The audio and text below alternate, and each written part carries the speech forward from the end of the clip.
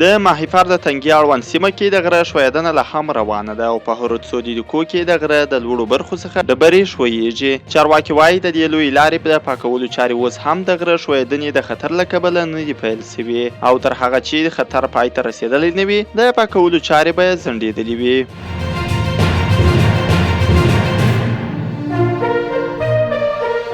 د کندوز په علي اباد کې 420 کورنیو ته د څښاک پاکې اوبه برابرېږي.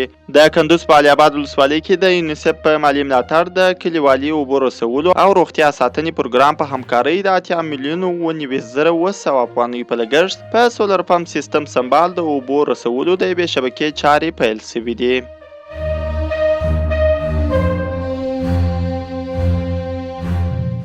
لوګر کې سږ کال د انګورو په حاصلاتو کې زیاتوالی راغلی دی. د لوګر انګور چې څرنګوالي له مخې ښه نوم لري له وچکالۍ سره بیا هم سږ کال بڼوال په دې ولایت کې حاصلات ښه ګڼي. بڼوال وایي چې له هر جریب ځمکې څخه له 4 تر 6 خرواره حاصلات راټول سوي دي.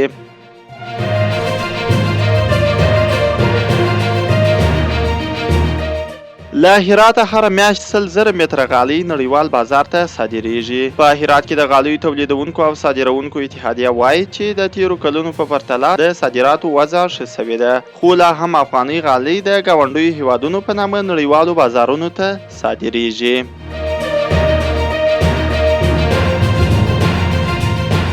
ایران وایي امریکا سره نن بندیان تبادله کوو.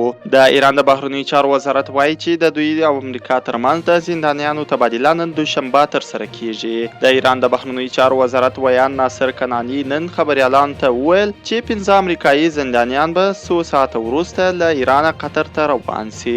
د کنعاني په خبره په امریکا کې د زندان شوو 15 ایرانیانو له ډلې 2 ایران ته ستنیږي، یو دریم هیواد ته ځي او 2 نور په خپل خوښه په متحده ایالاتو کې پاتې کیږي. لدې سره مهاله په جنوبي کوریا کې د ایران 6 میلیارډ ډالر کنګال شوې شتمنۍ د ازادېدو خبر هم ورکړل شوی دی.